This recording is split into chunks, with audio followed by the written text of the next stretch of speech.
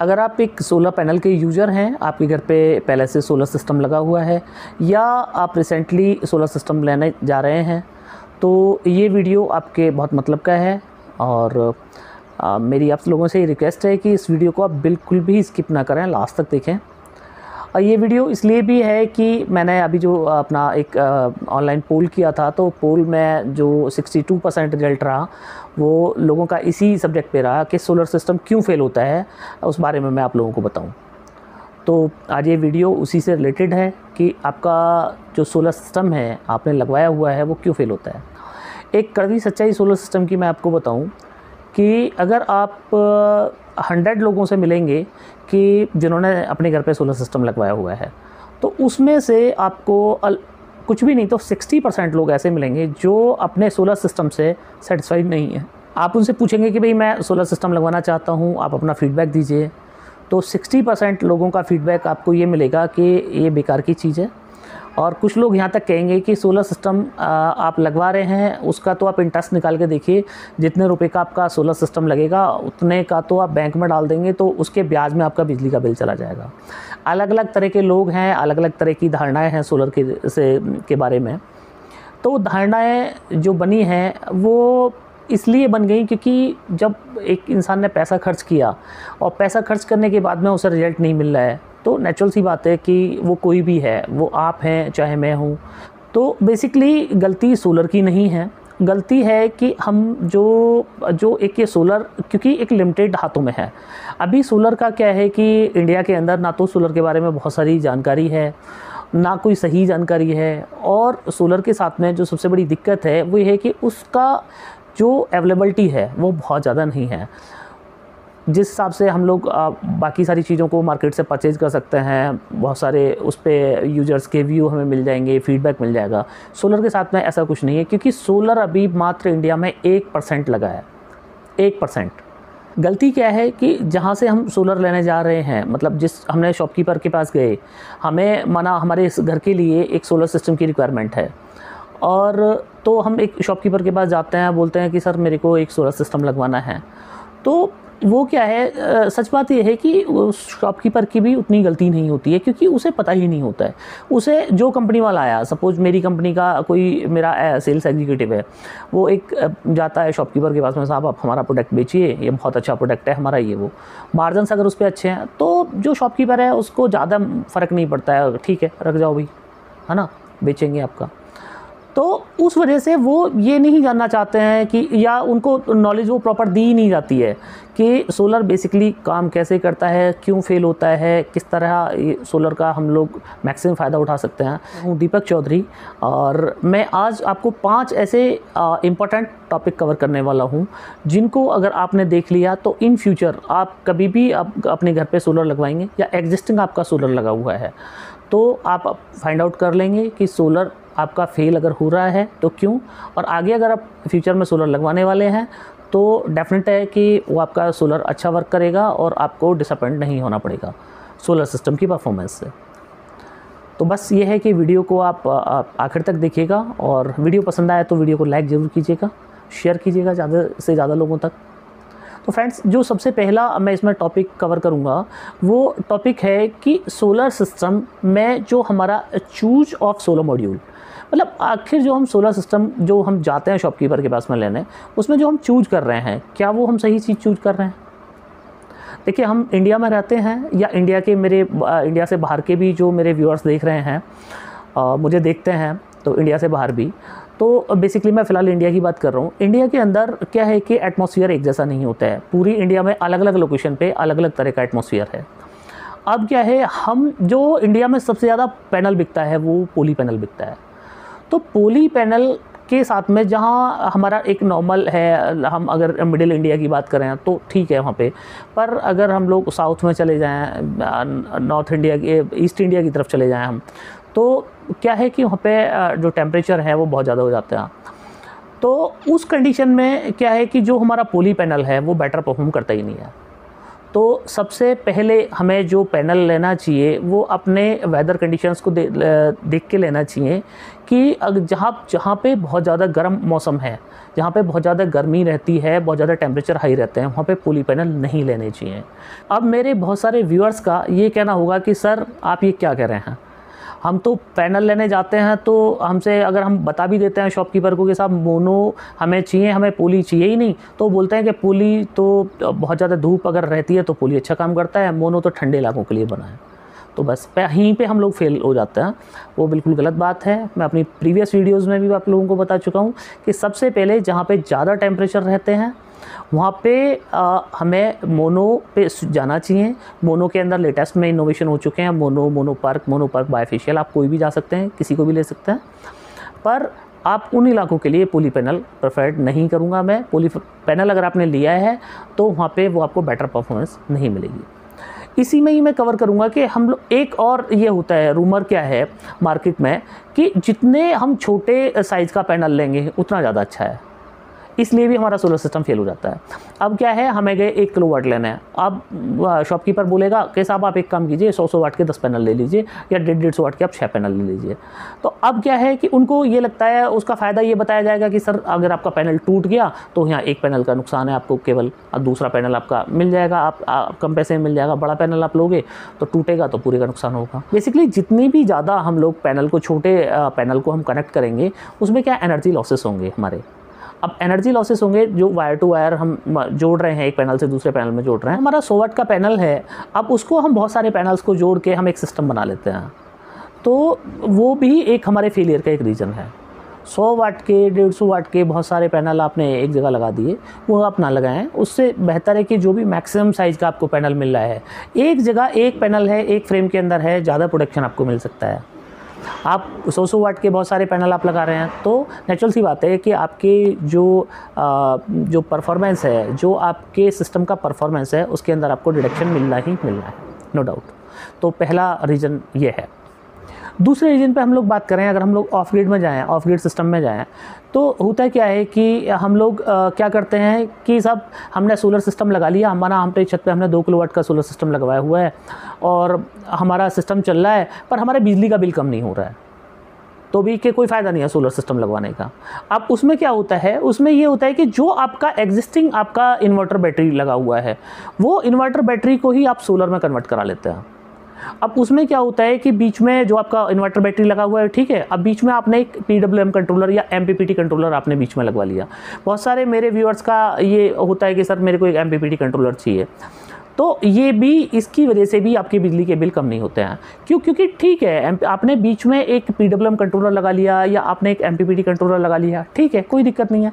पर जो उसमें दिक्कत आपको आएगी वो ये आएगी कि जो आपका ग्रिड से आपकी जो लाइन आ रही है, जो इन्वर्टर के थ्रू आ रही है, आपने उसको डिस्कनेक्ट थोड़ी किया है। अब वो क्या है कि आपको ग्रिड से भी जो आपका इन्वर्टर है भाई, उसकी प्रॉपर्टी है बैटरी को चार्ज करना, तो जैसे ही आपके दिन में ग्रिड आएगी, बैटरी आपकी थोड़ी भी डाउन है तो वो ग्रिड से चार्जिंग होने लगेगी। उधर से हमारा सोलर से भी चार्जिंग आ रही है हमारी, तो उधर हमारा इन्वर्टर है एग्जिस्टिंग, उससे भी हमारा चार्जिंग आई, उधर हमारा जो पैनल है उससे भी हमारी चार्जिंग आई, तो बैटरी को क्या है, ओवर चार्जिंग होगी, बैटरी हमारी ओवर चार्ज, उसको उतना करंट झेलने के लिए बनी ही नहीं है बैटरी को, तो हमारा बहुत जल्दी हमारी बैटरी फेलियर्स होने लगेंगे। अब बैटरी हमारी बहुत जल्दी फेलियर हो रही है तो नेचुरल सी बात है, हमें नुकसान होगा। क्या है, अभी आपका जो एग्जिस्टिंग जो इन्वर्टर है वो क्या है कि वो ग्रिड से ही आपको सप्लाई, कि एक इन्वर्टर की प्रॉपर्टी ये होती है कि अगर ग्रिड अवेलेबल है, लाइट आ रही है, तो वो क्या करेगा कि आपके लोड को ग्रिड से चलाएगा।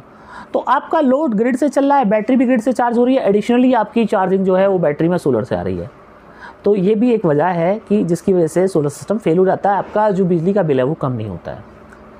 उसके लिए आपको क्या करना चाहिए कि उसके लिए आपको एक PCU आप लें, और सोलर इन्वर्टर भी नहीं बात कर रहा हूँ मैं, PCU की बात कर रहा हूँ। आप PCU लें ताकि वो जब भी सोलर अवेलेबल रहे वो ग्रिड को डिस्कनेक्ट कर दे, बैटरी आपकी ग्रिड से चार्ज ना करके आपकी सोलर से चार्ज करे। जो तीसरा हमारा फेलियर है वो है वीक बैटरी। अब आपका ऑफ ग्रिड सिस्टम है, आपने सोलर का क्या है कि PCU लगवाया हुआ है, ऊपर अपना पैनल भी लगवा लिए, कोई दिक्कत नहीं, अच्छे बड़े साइज़ आपने 300 वाट का अपना पैनल लगवाया हुआ है, और अब क्या है कि आपने PCU भी लगवाया हुआ है, अभी भी आपका बिजली का बिल कम नहीं हो रहा है, बिजली का बिल फिर भी उतना ही आ रहा है, आपको कोई ख़ास फ़ायदा नहीं हो रहा है। तो उसके पीछे वजह यह है कि आप चेक कीजिएगा कि कहीं आपकी 1 या 2 बैटरी ख़राब तो नहीं है। अगर एक बैटरी प्रॉपर वोल्टेज नहीं लेगी, मतलब एक बैटरी का क्या है, जब बैटरी डिस्चार्ज होती है तो लगभग 10.5 वोल्ट तक डिस्चार्ज होती है एक बैटरी, और चार्जिंग के टाइम पे अभी जो लेटेस्ट बैटरीज हैं वो लगभग 14 से 14.5 वोल्ट तक चार्ज होती हैं। तो अगर कोई बैटरी का कोई सेपरेटर शॉर्ट हो जाता है या बैटरी की वो प्लेट शॉर्ट हो जाती है, तो उस कंडीशन में क्या है कि बैटरी का कंटिन्यूस उतना वोल्ट पे पहुंच ही नहीं पाएगी। मतलब जो आपके जो सिस्टम को चाहिए, आपका सिस्टम जब आपकी बैटरी को चार्ज करता है तो एक बैटरी को 14.5 वोल्ट तक चार्ज करेगा। जैसे ही बैटरी के अंदर 14.5 वोल्ट आ जाएंगे, ऐसे ही वो चार्जिंग कट कर देगा। पर जब सेपरेटर हमारा शॉर्ट हो गया, तो सेपरेटर शॉर्ट होने पे क्या है कि वो बैटरी 14.5 वोल्ट तक जा ही नहीं पाएगी। अब क्या है कि वो सिस्टम आपका जो भी आपका इन्वर्टर है वो क्या है, इसको कंटिन्यूस चार्ज करता रहेगा। अब आपका कंटिन्यूस चार्जिंग चल रही है, तो जो वेस्टेज हो रही है, अब वो एनर्जी क्या है आपकी वेस्टेज हो रही है, और वो आपकी वेस्टेज एनर्जी क्या कर रही है, आपका बिल बढ़ा रही है। सोलर से आपको क्यों नहीं मिल रहा है? क्योंकि सोलर की भी आपने माना पीसीयू को आपने प्रायोरिटी पे डाल रखा है कि भाई हमारी बैटरी को चार्ज करो। पूरा का पूरा सोलर अब कोशिश कर रहा है कि बैटरी चार्ज हो जाए, पर बैटरी चार्ज हो ही नहीं रही है, क्योंकि सोलर का जो मॉनिटरिंग सिस्टम है वो भी बैटरी के वोल्ट को देखेगा कि भाई बैटरी के अंदर 14.5 वोल्ट आए, नहीं आए तो वो क्या है, वो पूरी एनर्जी बैटरी को दिया जा रहा है। तो अगर आपके यहाँ पे कोई एक बैटरी वीक है, 2 बैटरी वीक है, या आपकी पूरी सारी बैटरी वीक है, तो अब वो देखेगा, वो भी आपकी बैटरी फेलियर होने का एक मेजर रीज़न है। आपके जो सिस्टम है वो बैटरी वीक की वजह से भी आपका सिस्टम फेल हो सकता है। और चौथे रीज़न पे हम लोग बात करेंगे कि सही टेक्नोलॉजी नहीं चुनना। अब ये सही टेक्नोलॉजी नहीं चुनना क्या है, सपोज आपके यहाँ पे क्या है कि आपके यहाँ पे ग्रिड अवेलेबल है रहती है, तो आपने क्या किया कि भाई ग्रिड मेरे यहाँ अवेलेबल है, बैटरी का मेरे को खर्चा नहीं करना है, तो आप क्या करेंगे कि भाई अब मैं ऑन ग्रिड सिस्टम लगवा लेता हूँ, जो हमारी ज़्यादा बिजली बनेगी वो हमारी नाइट में हम डिपार्टमेंट से ले लेंगे, दिन में नेट मीटरिंग के थ्रू आपकी वो विभाग को चली जाएगी, जो आपकी रिलेटेड डिस्कॉम है उसको चली जाएगी। ऑन ग्रिड सिस्टम लगवा लिया, तो ऑन ग्रिड सिस्टम में क्या है कि जब तक वो लाइट रहेगी तब तक तो वर्क करेगा, लाइट नहीं रहेगी तो सिस्टम आपका ट्रिप हो जाएगा। अब सपोज़ आपने जब सिस्टम लगवाया, जब तो आपके यहाँ पे जो कट था, पावर कट था, वो दिन में था ही नहीं, तो आपका सिस्टम बढ़िया चल रहा था, क्योंकि दिन में सनलाइट आ रही थी और आपका सिस्टम बढ़िया चल रहा था। अभी क्या हुआ कि 6 महीने बाद या साल भर बाद लाइट का शेड्यूल चेंज हो गया, या आपका डिस्कॉम प्राइवेट में चला गया, कुछ चला गया, दिन में 2 घंटे का लाइट कट कर दिया उन्होंने, या 3 घंटे का लाइट कट कर दिया, तो अब 3 घंटे आपको एडिशनली, क्योंकि आपका सिस्टम तो वर्क कर नहीं रहा, अब जो सोलर का जनरेशन हो रहा है वो आपका सोलर का जनरेशन वेस्ट हो रहा है, क्योंकि काम नहीं कर रहा है, वो सोलर बंद हो गया। तो अब उस कंडीशन में क्या हुआ कि आपका दिन का जो 2 घंटे या 3 घंटे का ट्रिप रहा, उसके लिए आपको एडिशनल इन्वर्टर बैटरी खरीदना पड़ा, 3 घंटे का आपका जनरेशन कम हो गया सिस्टम का, तो उस वजह से भी आपको लगेगा कि यार कोई फ़ायदा नहीं हो रहा है, एडिशनली इन्वर्टर बैटरी भी लगवाने पड़ गए, सोलर भी लगवा दिया हमने, उसके बाद में भी हमें कोई खास फ़ायदा नहीं हो रहा है, हमारा बिल वहीं की वहीं है, क्योंकि 3 घंटे का तो आपका जितना भी ट्रिप है वो 3 घंटे है, 2 घंटे है, जो भी ट्रिप है आपके यहाँ पे, अब वो ट्रिप क्या उतने टाइम पर आपका सोलर जनरेशन कर ही नहीं रहा है, तो हमारे 2 घंटे का जनरेशन मारा गया। अब बाकी एडिशनली इन्वर्टर बैटरी हमें ख़रीदना पड़ गया अपने उस पावर बैंक के लिए, तो इस वजह से भी हमारा सिस्टम फेल हो जाता है। तो आपके लिए सजेशन ये है कि अगर आपके यहाँ पे दिन में पावर कट है, दिन में 1 घंटे से ज़्यादा का पावर कट है, तो फिर आप ऑन ग्रिड सिस्टम ना लेके आप ऑफ ग्रिड सिस्टम लीजिए। अगर आपके यहाँ दिन में लाइट नहीं कटती है तो फिर आप ऑन ग्रिड सिस्टम पे जा सकते हैं, वो फिर एक अच्छी चॉइस आपके लिए हो सकती है। एक 5वां रीज़न मैं आप लोगों को बताऊंगा। अब शॉपकीपर के पास जाते हैं कि साहब मेरे को जो है एक सिस्टम लगवाना है और मेरे को एक फ्रिज चलाना है और 2-3 फ़ैन है मेरे, वो चल जाए, एलईडी और वो सब चल जाए, मेरे घर का छोटा मोटा लोड जो चल जाए। तो अब जो आप कैलकुलेशन करेंगे वो कैलकुलेशन करेंगे कि भाई मेरा फ्रीज का है 600 वाट मेरा फ्रीज लेता है, 100 वाट अब मेरा पंखा लेता है, 100 वाट मेरा कोई और आपके 2 पंखे माना, एक और दूसरा भी 100 वाट लेता है, 300 वाट मेरा कूलर लेता है। तो लगभग आपने दिमाग में कैलकुलेशन कर ली कि 1100 वाट 1200 वाट में आपका जो है वो मेरा पावर कंजप्शन है। तो शॉपकीपर ने पूछा कि पावर कंजप्शन कितना है, कि साहब मेरा 1200 वाट के आसपास का पावर कंजप्शन है। तो ठीक है साहब 1200 वाट का पावर कंजप्शन है, आप अब एक काम कीजिए कि लगभग 1500 वाट का आप सिस्टम लगवा लीजिए, आपका सिस्टम चल जाएगा। आपने सिस्टम लगवा लिया, आपने देखा शाम को 4 बजे आपका इन्वर्टर सीटी कर रहा है, तो आप परेशान, यार ये क्या हो रहा है। आप शॉपकीपर से पहुँच गए लड़ने के लिए कि साहब मेरा तो सिस्टम काम ही नहीं कर रहा है। वो भी परेशान, कंपनी को फ़ोन कर रहा है, इंजीनियर आ रहा है आपके घर पे, देख रहा है सब कुछ ठीक है, फिर भी सिस्टम नहीं चल रहा है। वो क्या है, वो आपका जो आपकी एक्चुअल में जो आपका कंजप्शन था उसका मेजरमेंट ही सही नहीं हुआ। सोलर को लोग क्या समझते हैं कि साहब जनरेटर लग गया, जब तक धूप निकली है हमें जनरेशन मिल रहा है, भाई लोगों ऐसा कुछ नहीं है। सोलर अपने आप में एक लिमिटेड सोर्स है, लिमिटेड टाइम के लिए हम लोगों को मिलता है और डिपेंड करता है कि धूप कितनी है। एक मैंने जैसे आप लोगों को बताया कि आपको आपके 24 घंटे का, अगर आपको 100% सोलर पे जाना है तो आप अपने 24 घंटे का पावर कंजप्शन नोट करें। माना आपका 24 घंटे का पावर कंजप्शन है 10 यूनिट का, मतलब सुबह 7 बजे से अगली सुबह 7 बजे, तो आपको सिस्टम को वाट में नहीं खरीदना है कि इतने किलोवाट, आपको सिस्टम को यूनिट में लेना है कि इतने यूनिट का जनरेशन मेरे को चाहिए। अब वो कैसे आप लेंगे, 7 बजे से अगली सुबह 7 बजे आपने चेक किया तो आपका जो पावर कंजप्शन आया वो आया 10 यूनिट का। तो अब इस पावर कंजप्शन को आपको जो सोलर में कन्वर्ट करना है वो इस तरह करना है कि अगर आप पोली पैनल ले रहे हैं तो मैक्सिमम है कि 4 यूनिट बना के देगा 1 किलोवाट, तो आपको 2.5 किलोवाट पैनल चाहिए आपके 10 यूनिट को कवर अप करने के लिए। अगर आप मोनो पैनल ले रहे हैं तो मोनो पैनल लगभग 4.5 यूनिट का प्रोडक्शन करता है। आप मोनो पर्क ले रहे हैं तो लगभग 5 यूनिट का प्रोडक्शन करता है। बाइफेशियल ले रहे हैं मोनो पर्क बाइफेशियल तो 6 यूनिट के लगभग 6 और 6 के प्लस में करता है। तो अगर इसी हिसाब से आपको कैलकुलेशन करना है कि जो आप टेक्नोलॉजी खरीद रहे हैं उसका जनरेशन 1 किलोवाट का कितना है, आपका 10 यूनिट का आपका जो कंजप्शन है 10 यूनिट का, उसको कवर अप करने के लिए आपको 10 ही यूनिट का जनरेशन चाहिए होगा। नाइट का पावर कंजप्शन उतना ही रहता है, इतना दिन में रहता है, तो उसी के अकॉर्डिंग आप अपना बैटरी बैंक डिसाइड करें। माना 4 बैटरी से आपका रात भर का लोड चल जाना है तो आप 4 बैटरी वाला सिस्टम लें, 8 बैटरी पे चलेगा तो 8 बैटरी वाला सिस्टम लें, ताकि नाइट के लिए भी आपका फुल स्टोरेज हो जाए। तो फ्रेंड्स इसके अलावा भी कई सारे रीज़न हैं कि जो आपके जो पावर आपका जनरेशन है उसको अफेक्ट करते हैं। तो चूँकि वीडियो बहुत ज़्यादा लंबा हो जाएगा, अभी मेरे दिमाग में कुछ और भी हैं